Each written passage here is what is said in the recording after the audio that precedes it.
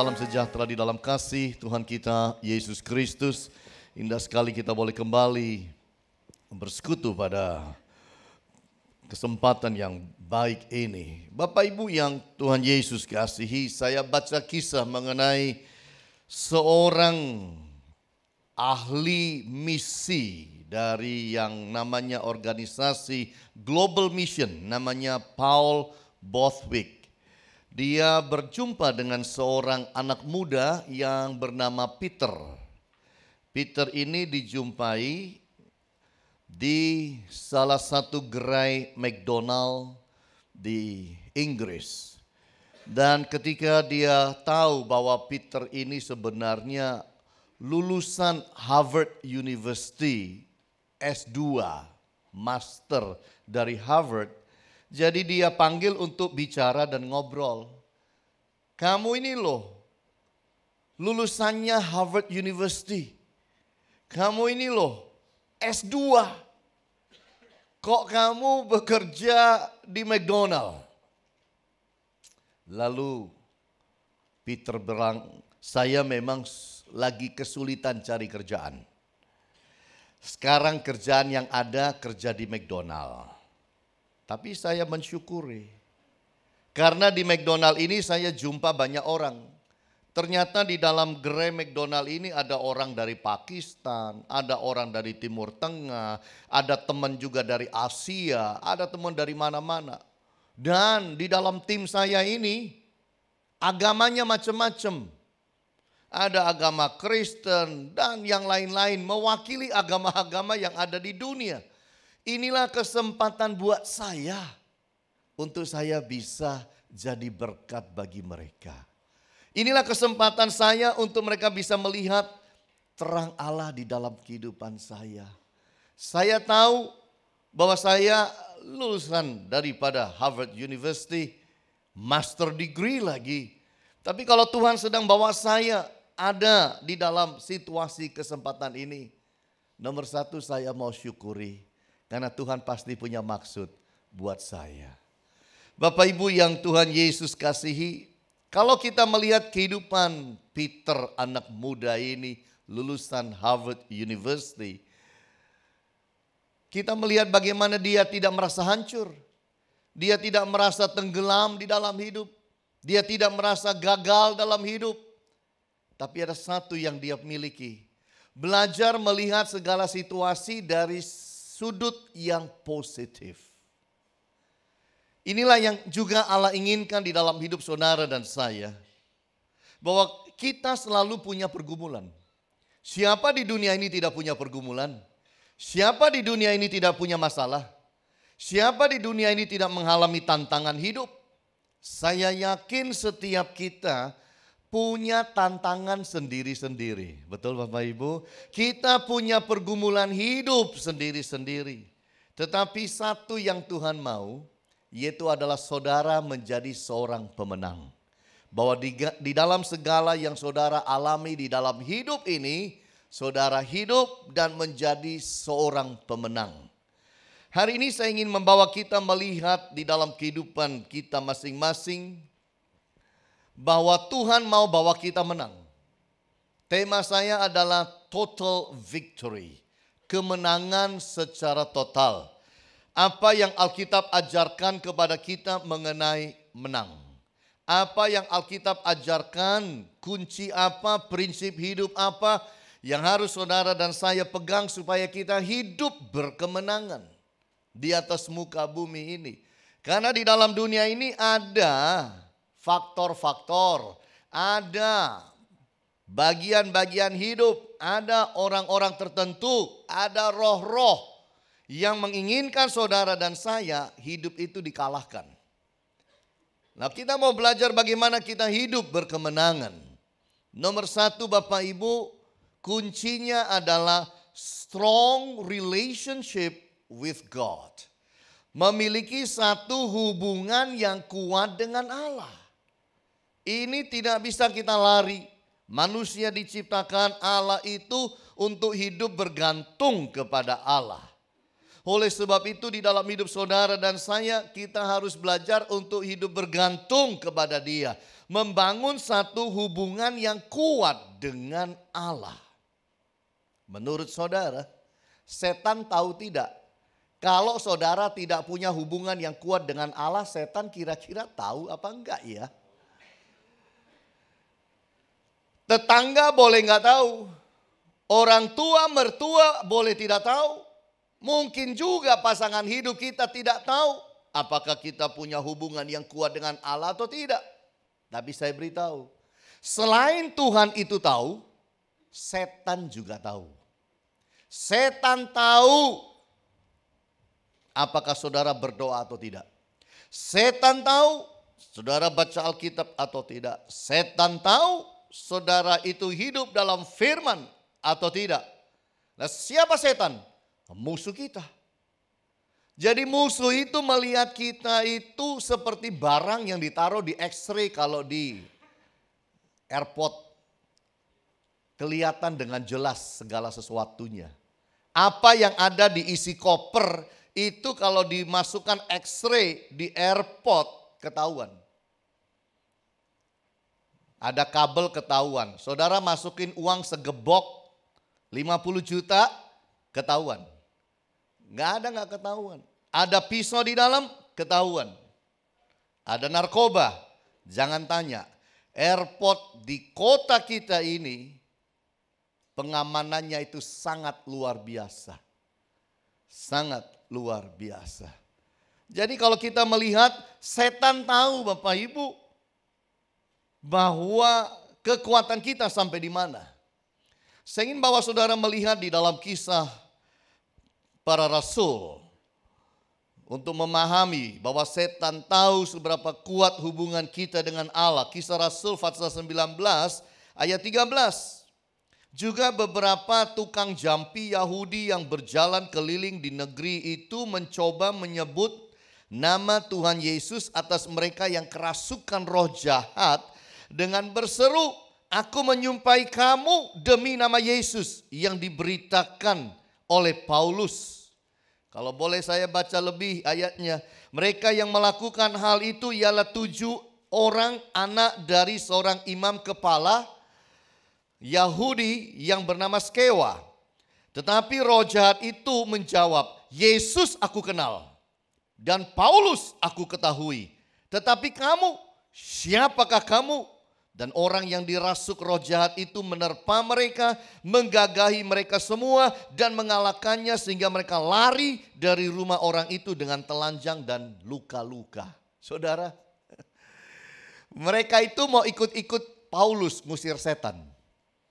Tetapi tidak punya pertahanan, tidak punya kekuatan, tidak membangun hubungan dengan Allah. Setan bisa jawab, "Yesus aku tahu, Paulus juga, kamu siapa?" Kok mau ngusir-ngusir? Ini loh Bapak Ibu. Itu sebabnya saya bilang, saudara itu ketahanan rohanimu, hubungan saudara dengan Tuhan, kuat tidak kuat, jangan pikir setan tidak tahu, dia tahu. Dengan itu dia tahu kapan dia serang engkau. Makanya kita harus bangun hubungan yang kuat dengan dia. Amin Bapak Ibu. Karena setan itu tahu, kalau sudah lemah, ditungguin sampai lemah. Orang kalau tidak punya hubungan yang baik dengan Tuhan, lama-lama orang itu secara rohani jadi lemah. Disitulah dia akan datang dan serang kita dengan segala macam yang dia bisa lakukan. Itu sebabnya kita harus berhati-hati. Memiliki hubungan yang kuat dengan Allah itu harus konsisten. Harus konsisten. Dan itu sebabnya kita juga mau lihat bagaimana Paulus, untuk menunjukkan Paulus itu kuat. Hubungannya dengan Allah kuat. Dalam Kisah Rasul 16 ayat yang ke-16 sampai 18. Pada suatu kali ketika kami pergi ke tempat sembahyang itu, kami bertemu dengan seorang hamba perempuan yang mempunyai roh tenung. Dengan tenungan-tenungannya tuan-tuannya memperoleh penghasilan besar. Ia mengikuti Paulus dan kami dari belakang sambil berseru, katanya, "Orang-orang ini adalah hamba Allah yang maha tinggi. Mereka memberitakan kepadamu jalan kepada keselamatan." Hal itu dilakukannya beberapa hari lamanya. Tetapi ketika Paulus tidak tahan lagi akan gangguan itu, ia berpaling dan berkata kepada roh itu, "Demi nama Yesus Kristus aku menyuruh engkau keluar dari perempuan ini." Seketika itu jugalah keluarlah roh itu. Ini Paulus sedang jalan dalam pelayanan. Lalu ada anak gadis yang ada roh setan kerasukan, bisa menenung, bisa sihir, bisa segala macam, bisa ditanyai nasib dan segala macam. Makanya tuannya itu bisa dapat uang banyak karena dikomersilkan gadis yang kerasukan setan dan kemasukan setan ini. Tapi hebatnya waktu gadis ini mengikuti Paulus, mereka atau dia bicaranya itu rohani banget. Inilah hamba Allah yang maha besar, yang memberitakan kabar keselamatan kepadamu. Rohani enggak? Rohani. Itu ngikutin Paulus berhari-hari loh. Kalau Paulus itu tidak punya roh membedakan roh, dia pikir itu wanita itu akan bicara dari Roh Kudus tuh. Tapi karena berhari-hari diikutin, Paulus tahu ini tidak benar ini. Ingin menjatuhkan dengan kesombongan. Ingin mengganggu pelayanan Paulus. Ngikutin berhari-hari. Siapa tahu Paulus akan tanya juga nasib kepada dia. Karena dia bicaranya rohani semua. Paulus kemudian tidak tahan lagi, Alkitab berkata, Paulus usir, "Demi nama Yesus Kristus aku menyuruh engkau keluar dari perempuan ini." Seketika itu juga keluarlah roh itu. Kenapa keluar? Karena roh itu tahu Paulus punya hubungan yang kuat dengan Allah. Itu sebabnya Bapak Ibu, strong relationship dengan Allah itu penting. Tetapi kadang-kadang ada penghalang. Penghalang yang menghalangi hubungan kita yang kuat dengan Allah. Nah, apa penghalang itu? Nomor satu, dosa. Saudara tidak bisa punya hubungan yang kuat dengan Allah kalau engkau simpan dosa. Kalau engkau melakukan dosa yang berkali-kali dan yang itu terus. Jatuh di dalam lubang dosa yang sama terus. Engkau tidak punya kekuatan. Anda tidak bisa membangun hubungan yang kuat. Kalau pelihara dosa, simpan dosa. 2, malas berdoa. Malas berdoa itu membuat kita jadi lemah secara rohani. Malas itu hanya bisa diusir dengan action, yaitu memaksa. Bapak Ibu dengar saya, kadang-kadang kita itu harus memaksa diri. Kita kadang-kadang harus maksa diri bangun dari tempat tidur pagi-pagi. Maksa kan untuk bekerja. Kadang-kadang kita harus paksa diri kita untuk bekerja padahal lagi sedang tidak in the mood untuk bekerja. Kadang-kadang kita tidak in the mood untuk belajar dan kita harus paksa diri untuk belajar karena besok ujian. Tapi juga Bapak Ibu, kita harus pahami kadang-kadang jadi manusia Kristen kita harus paksa diri kita berdoa. Yaitu waktu kita merasa tidak kepingin berdoa. Padahal kita tahu itu jamnya kita harus berdoa. Paksa untuk berdoa. Itu caranya menghancurkan yang namanya kemalasan di dalam diri kita. Kenikmatan dunia itu bisa membawa saudara dan saya menjadi orang yang lupa daratan. Silau dengan kemilau daripada dunia. Membuat kita lupa dengan Tuhan dan baru ingat Tuhan kalau ada masalah. Ini bahaya. Kesibukan dunia, ketika saudara dan saya punya kesibukan dan tambah hari tambah sibuk, hati-hati. Kesibukan bisa menyita waktu-waktu terbaik kita dengan Allah. Berapa banyak anak-anak Tuhan dulu 10 tahun lalu belum kaya. Dulu 10 tahun yang lalu masih biasa-biasa. Sekarang udah diberkati Tuhan, tapi kendor juga yang namanya ibadah. Kendor juga yang namanya saat teduhnya. Kendor juga yang namanya pelayanan. Kendor juga yang namanya doa dan membangun hubungan dengan Allah. Hati-hati, setan memang menunggu sampai saudara lemah, lalu sekali serang, engkau mati kutu Bapak Ibu. Hati-hati. Yang kelima, kecewa, pahit. Jangan jadi orang Kristen itu pahit Bapak Ibu. Tidak ada di dalam hidup kita orang pahit bertumbuh secara rohani, enggak ada. Orang pahit tidak akan bertumbuh secara rohani. Pahit itu hitam. Tidak bisa. Engkau pahit sama seseorang. Engkau kecewa sama seseorang. Engkau pelihara itu. Saya beritahu.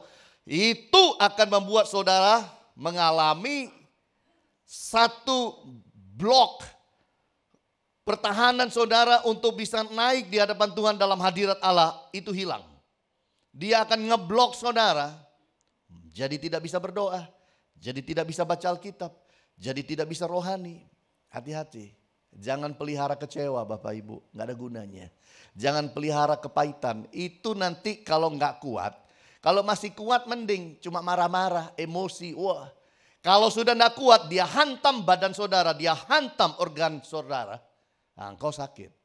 Berapa banyak orang sakit. Itu bukan karena virus, bakteri. Tapi sebenarnya juga karena apa? Kepahitan yang dideritanya. Pahitnya itu makan badannya sendiri. Ini masalah Bapak Ibu. Itu sebabnya harus dibereskan. Jadi setan itu tahu saudara itu punya hubungan kuat atau tidak dengan Tuhan. Baru-baru ini saya beli sebuah aplikasi untuk di iPhone. Aplikasinya namanya Flight Radar. Jadi aplikasi untuk memahami berapa banyak pesawat yang terbang di atas kepala kita. Dan untuk memantau pesawat naik turun di Juanda. Keren Bapak Ibu.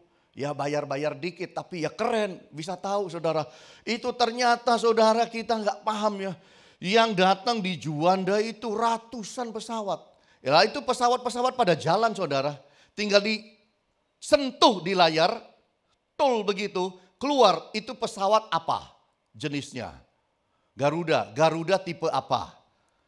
Berangkat dari mana ke mana? Sudah sampai mana? Asik banget saudara, bisa ngeliatin begitu. Jadi kalau ada teman bilang besok aku datang dari Jakarta ya, naik Garuda tipe ini ya. Saya turunnya sampainya jam 7 gitu. Setengah 7 kita buka kita tahu dia lagi di mana.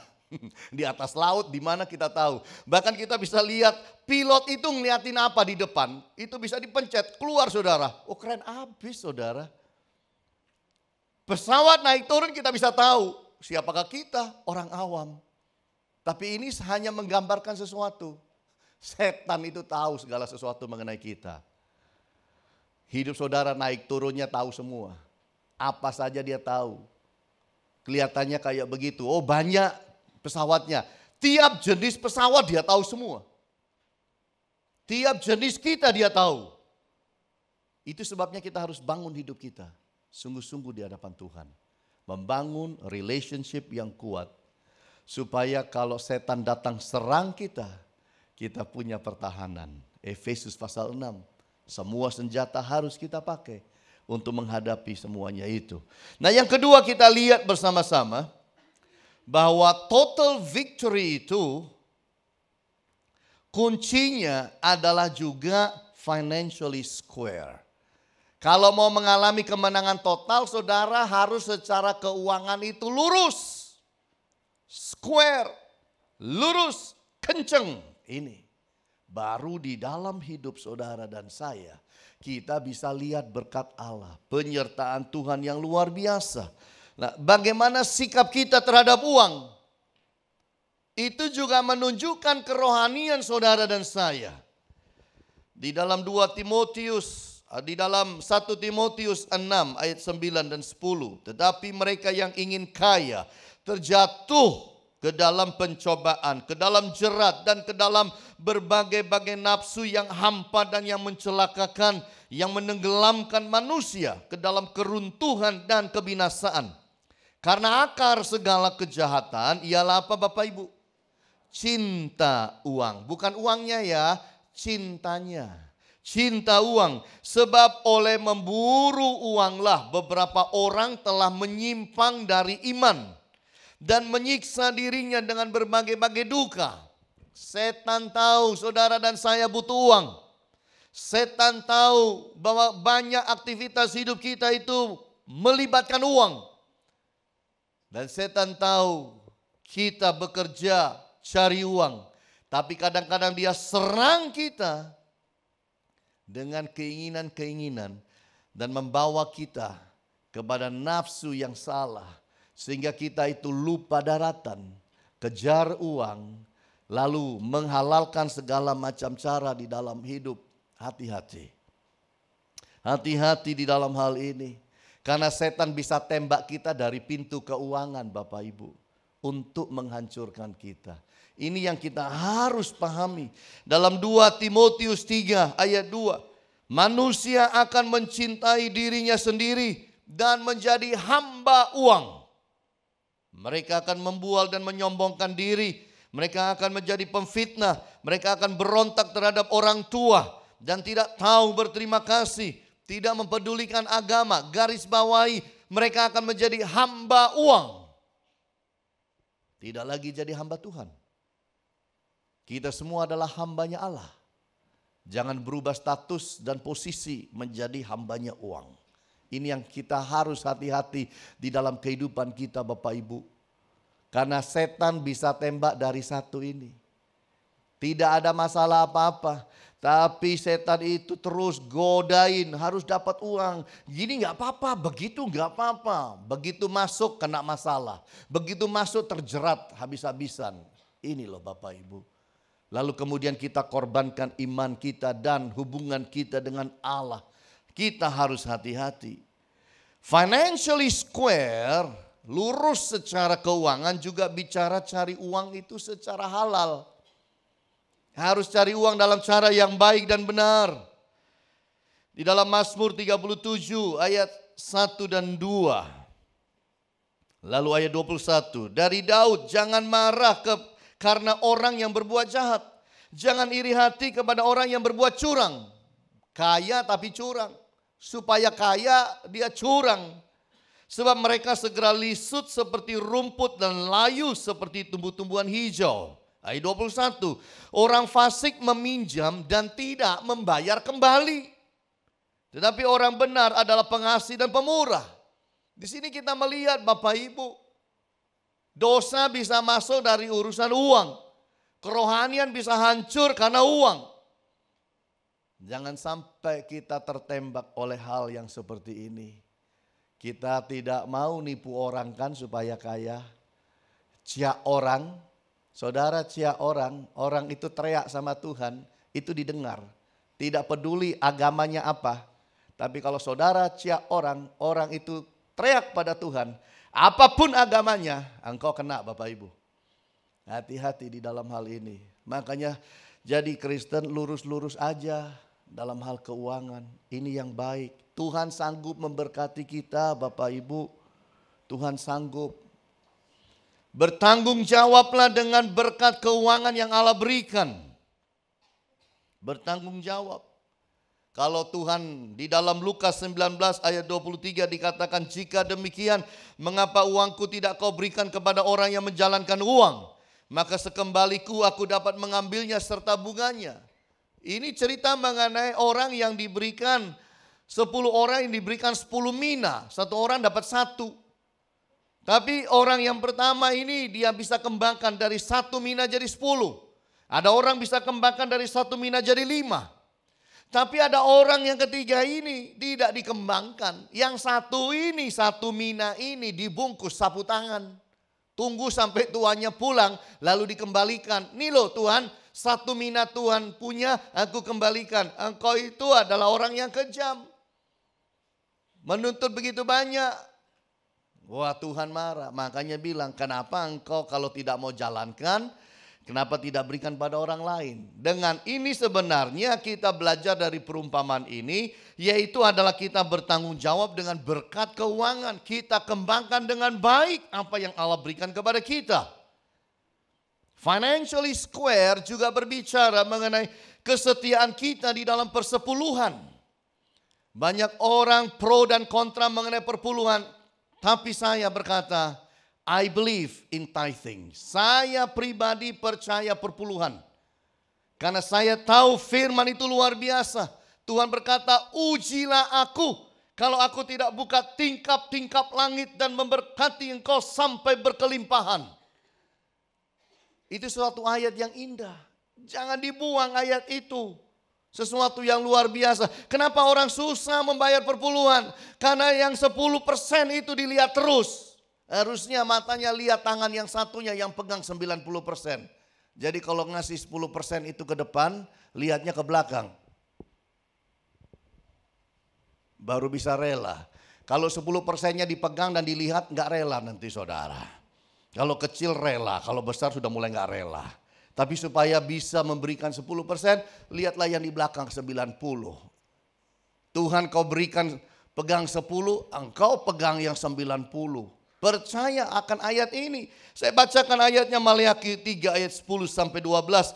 Bawalah seluruh persembahan persepuluhan itu ke dalam rumah perbendaharaan, supaya ada persediaan makanan di rumahku. Dan ini loh, garis bawahi, ujilah aku. Bapak Ibu saya beritahu, jarang ada ayat bilang ujilah aku. Jarang loh. Tapi untuk ayat mengenai keuangan, Allah menantang kita. Tuhan tuh nantang, ujilah aku. Firman Tuhan semesta alam, apakah aku tidak membukakan bagimu tingkap-tingkap langit dan mencurahkan berkat kepadamu sampai apa? Berkelimpahan. Lalu Tuhan berikan proteksi terhadap financial kita. Aku akan menghardik bagimu belalang pelahap, supaya jangan dihabisinya hasil tanahmu, dan supaya jangan pohon anggur di padang tidak berbuah bagimu. Jadi Tuhan jaga supaya produktif dan subur. Tuhan jaga supaya apa? Profitable. Itu di situ. Firman Tuhan semesta alam. Maka segala bangsa akan menyebut kamu berbahagia, sebab kamu ini akan menjadi negeri kesukaan. Firman Tuhan semesta alam. Itu sebabnya saya katakan pegang ayat ini. Ini ayat luar biasa. Jangan ikutin orang-orang yang buang ayat ini. Berdalih kiri kanan. Perpuluhan sudah gak ada. Segala macam. Itu kan hanya di dalam Taurat. Sebelum ada Taurat pun sudah ada perpuluhan Bapak Ibu. Dan Yesus berikan kepada saya satu ayat. Di mana Yesus menentang perpuluhan. Saya kepingin tahu. Orang-orang yang menentang perpuluhan itu pada dasarnya di dalam hatinya meditnya luar biasa. Lalu licik pikirannya. Memperkosa ayat, memata-matakan ayat, membuat orang yang tidak mengerti jadi bingung semuanya. Intinya cuma satu kok. Di dalam hati itu meditnya luar biasa. Itu aja. Kenapa dipermasalahkan yang 10% itu? Itu buat saya. Oh, perjanjian baru kan gak 10%. Ya, perjanjian baru kalau mau pelajari benar-benar perjanjian baru itu 100% uang kita milik Tuhan. 100%. Oksigen kita pun dari Tuhan. Badan kita pun dari Tuhan. Artinya kalau kita berani di perjanjian lama 10%, di dalam perjanjian baru bukan dikurangi. Seharusnya justru ditambah. Kan itu. Tetapi itulah Bapak Ibu. Percayalah kepada saya. Saya baca firman. Ayat ini baik dan benar. Jalani. Saya konseling beberapa jemaat. Lalu kemudian beberapa waktu kemudian mereka bilang, Pak benar loh Pak. Habis konseling sama Pak Hani ajarkan mengenai perpuluhan itu benar loh Pak. Saya ngalami loh Pak. Sungguh loh Pak. Saya belum pernah bayar perpuluhan. Saya coba apa yang Bapak ajarkan. Dan saya mengalami pertumbuhan secara keuangan. Mereka yang bilang sendiri. Saya percaya firman. Tuhan udah bilang ujilah aku. Yang bilang bukan manusia. Pencipta langit dan bumi. Saya membaca kisah mengenai seorang bernama Herman Wouk. Pemenang daripada Pulitzer. Yaitu pemenang daripada penulis buku terbaik The Cain Mutiny. Yang berbicara dan diwawancara oleh Wall Street. Dan dia berbicara mengenai hidupnya. Bahwa memang hidup ini tidak segalanya diukur dengan uang. Dia berkata umurnya 100 tahun waktu diwawancara. Lalu dia bilang begini. Saya ingat waktu saya masih muda. Rumah papa saya itu saya dikasih kamar. Yang mana kalau pagi itu terang matahari masuk. Sinarnya itu masuk ke dalam kamar. Dan saya menikmati sinar matahari itu. Dan sampai sekarang Saya selalu ingat rumah itu dan kamar saya. Saya bilang indah sekali sinar itu masuk. Saya selalu, waktu saya masih kecil, saya selalu liatin sinar itu, saudara. Dia bilang, dan saya menikmati kehangatan sinar matahari itu. Hidup itu indah loh, kalau bisa kita itu mensyukuri hal-hal yang kecil. Hari ini mungkin saudara sedang bergumul secara keuangan. Tapi bukan berarti Anda tidak bisa bersyukur. Bukan berarti Anda tidak bisa mensyukuri hal-hal yang lain yang terjadi dalam hidup ini. Belajar mensyukuri. Belajar pula menjalankan kebenaran firman. Saudara membayar perpuluhan. Tapi kalau engkau nipu orang ya sama aja. Nol saudara. Gimana Tuhan kalkulasi untuk kirim berkat buat saudara? Jadi memang saya katakan kita harus financially square. Financially square artinya lurus dalam hal keuangan. Udah itu aja. Dari situlah Allah akan kirimkan berkat-berkat kepada saudara dan saya lebih lagi. Nah yang ketiga kita lihat bersama-sama. Bicara mengenai faith at work. Iman dalam pekerjaan. Iman dalam pekerjaan. Saudara, kita harus tahu jadi orang Kristen. Bukan hanya kita sakit butuh iman. Bukan. Bukan hanya kalau mengusir setan butuh iman. Bukan. Tapi di dalam dunia pekerjaan kita butuh iman. Percaya tidak? Kita menjalankan bisnis, usaha itu dengan iman. Iman dalam menghadapi tantangan. Ini penting. Dalam bilangan Fatsal yang ke-13 Bapak Ibu. Bilangan Fatsal yang ke-13 ayat yang ke-30. Di mana Musa kirim 10 pengintai masuk ke tanah perjanjian. 9 negatif. 9 tidak ada iman waktu tahu siapa penghuni tanah yang berlimpah susu dan madu. Tapi Kaleb bilang apa? Dalam bilangan 13:30. Kemudian Kaleb mencoba menenteramkan hati bangsa itu di hadapan Musa. Katanya tidak, kita akan maju dan menduduki negeri itu. Sebab kita pasti akan mengalahkannya. 9 mayoritas bilang kita tidak mungkin mengalahkan mereka. Orang-orang hebat itu. Mereka itu seperti raksasa. Kita itu bagaikan belalang. Tidak mungkin kita kalahkan mereka. Siapa kita? Tidak ahli perang. Secara kalkulasi, pikiran dan otak. Tidak mungkin saya menang. Jadi 9 bilang, jangan maju. Jangan maju ke dalam berperang lawan mereka untuk ambil yang namanya tanah perjanjian itu. Tapi Kaleb bilang, kita akan maju. Kita pasti mengalahkannya. Dengan apa dia lakukan itu? Dengan iman. Ada banyak orang melakukan bisnisnya tidak menyertakan iman. Tidak menyertakan doanya. Tidak menyertakan Allah di dalam hidup. Dalam ayat Bilangan 14 ayat 89 dikatakan jika Tuhan berkenan kepada kita maka ia akan membawa kita masuk ke negeri itu dan akan memberikannya kepada kita. Suatu negeri yang berlimpah-limpah susu dan madunya. Hanya janganlah memberontak kepada Tuhan. Janganlah takut kepada bangsa negeri itu sebab mereka akan kita telan habis. Yang melindungi mereka sudah meninggalkan mereka. Sedang Tuhan menyertai kita. Janganlah takut kepada mereka. Hebat. Inilah iman saat menghadapi tantangan. Tanah yang berlimpah, negeri yang berlimpah susu dan madu. Itu bicara mengenai satu kemakmuran, satu kekayaan, satu aset. Tidak berani hadapi. Karena takut. Kita harus belajar menghadapi tantangan apapun dengan Tuhan. Dalam dunia bisnis kita. Libatkan Allah. Iman dalam menghadapi kegagalan juga harus. Saat saudara lihat gagal, saat saudara lihat kehidupan menurun, saat saudara lihat bahwa financially engkau menurun, libatkan Allah. Libatkan iman. Kejadian Fatsal 26 ayat 12. Pada waktu Mesir itu sedang mengalami tandus, gersang, kering, gagal semuanya. Dikatakan di dalam Kejadian 26 ayat 12. Maka menaburlah Ishak di tanah itu. Tanah yang apa? Tanah yang kering tadi. Tanah yang berbatu-batu.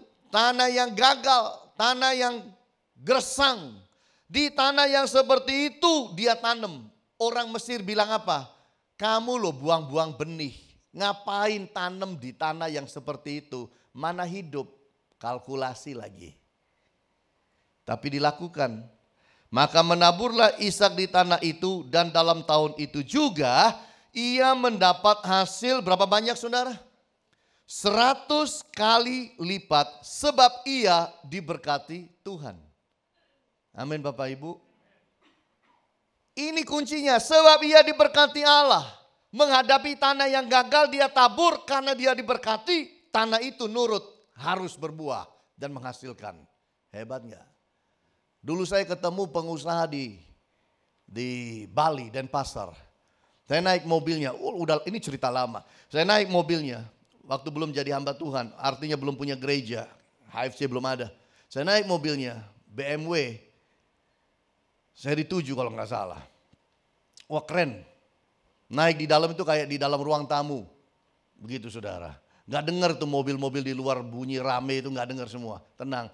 Lalu saya bilang, wah bapak orang kaya ya. Dia bilang, oh Pak Hani tahu nggak? Saya dulu nggak punya apa-apa. Nggak punya apa-apa. Saya ini orang biasa Pak Hani. Sungguh-sungguh nggak punya apa-apa. Ini semua berkat Tuhan Pak. Loh kok bisa Pak, ceritanya gimana? Dulu itu loh Pak Hani, saya kan kepingin bikin usaha kopi.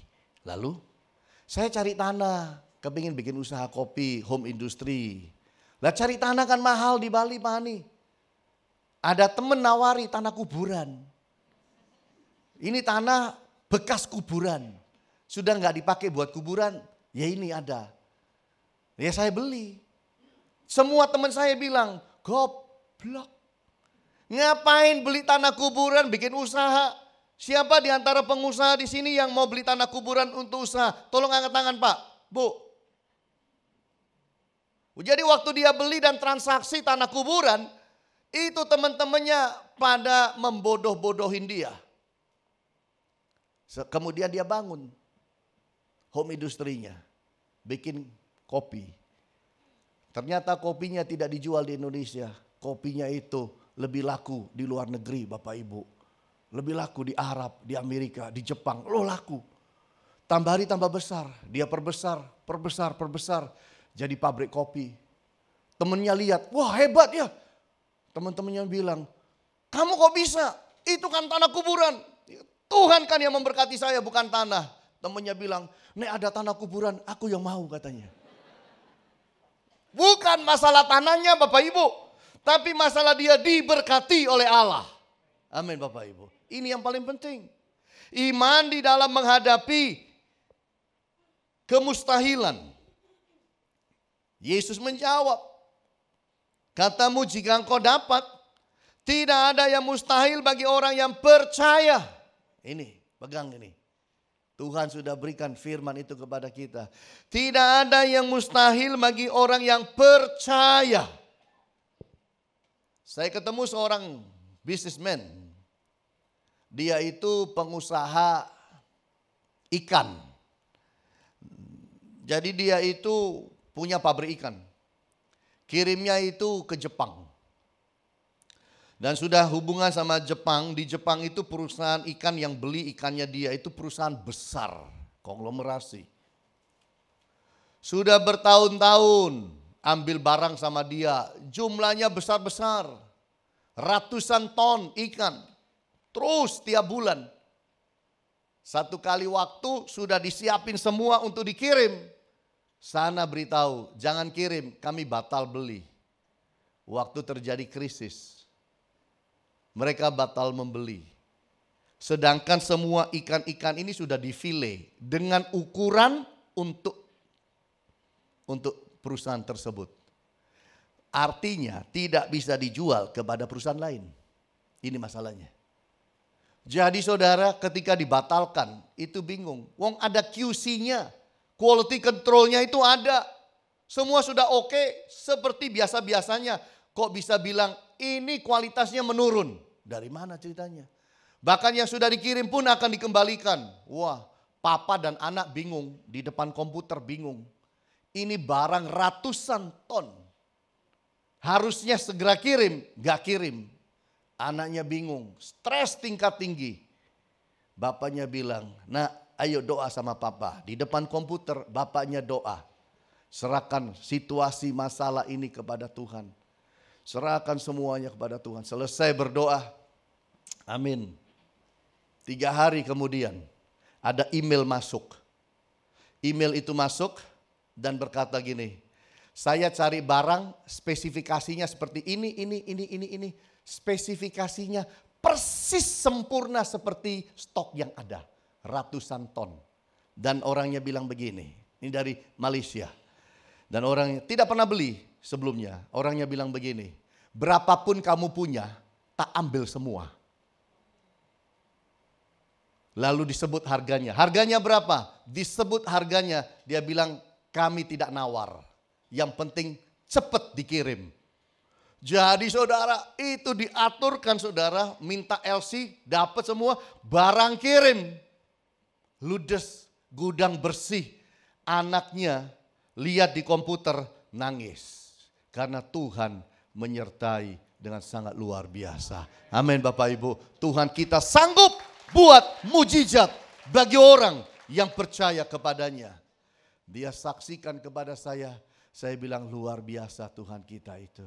Luar biasa. Dan dia bilang begini, setelah itu berjalan Pak Hani, orang Malaysia itu saya nggak kenal, perusahaannya saya nggak kenal. Dan orang itu hanya beli 1 kali. Tidak pernah beli lagi sampai sekarang, sudah sekian tahun nggak pernah beli. Siapa orang itu juga tidak tahu. Perusahaan Jepang kemudian setelah pulih ekonomi hubungi kami lagi. Mau kerjasama lagi. Saya bilang no. Saya lebih baik cari perusahaan yang dukung kita betul-betul. Bukan stok sudah banyak, semua sudah ada. Nggak terus terang sama kita. Batalin sepihak model seperti itu. Aku jual lokal saja jauh lebih baik sekarang. Lihat penyertaan Tuhan. Siapa bilang Tuhan itu cuma sembuhin orang? Siapa bilang Tuhan itu cuma celikkan mata yang buta? Siapa bilang Tuhan itu cuma bangkitin orang mati? Tuhan sanggup membuat mujizat dalam hal keuangan. Tetapi saudara harus berani dan percaya kepadanya. Engkau harus hidup di dalam iman. Total victory adalah bagian kita. Saudara dan saya tidak diciptakan untuk kalah. Saudara dan saya diciptakan untuk menang. Amin. Percaya itu? Saudara dan saya diciptakan ada di dalam dunia ini supaya kita hidup berkemenangan. Itu sebabnya kita harus membangun hubungan kita yang baik dengan Tuhan. Bangun. Ini penting. Kalau ada waktu, siapin waktu. Lihat lensa firman. Itu udah 350 lebih mau 400. Sekarang itu juga member di YouTube udah 1000 lebih. Yang langganan, dengerin. Baru-baru saya dengar saudara sepupu saya di Hong Kong diem-diem. Dengar lensa firman juga. Saudara yang ada di Surabaya, saudara yang menjadi bagian kita. Nah lensa firman milik kita, kenapa tidak dengar? Jangan izinkan hanya orang luar dengar, saudara dengar juga. Video-video kita, khotbah, mau panjang, mau pendek, ada semua. Libatkan diri untuk dengar itu. Demikian pula saudara-saudara yang mengikuti lewat live streaming. Buka di YouTube, ketik lensa firman. Engkau akan dapat begitu banyak video-video singkat 3 menitan yang bisa menguatkan hidup saudara. Lalu kita belajar dalam hidup ini financially square. Kita belajar supaya hidup kita itu lurus keuangannya. Kalau punya utang, bayar. Jangan mencurangi orang. Kalau barang ini merek milik Korea, bilang ini Korea. Jangan bilang Jerman. Jangan cari uang dengan cara yang salah. Jangan Bapak Ibu. Tuhan catat semua itu di dalam kehidupan kita. Kita harus berhati-hati supaya di dalam hidup kita ini financially square. Berikan apa yang menjadi bagian Tuhan. Persepuluhan berikan kepada Dia. Allah akan berkati kita lebih lagi. Dan pakai iman kalau bekerja. Bukan cuma pakai pikiran saudara. Tapi iman dilibatkan supaya saudara bisa hidup dan melihat kemuliaan Tuhan menyertai saudara di dalam pekerjaan-pekerjaannya. Tuhan Yesus menyertai, memberkati saudara. Haleluya. Amin.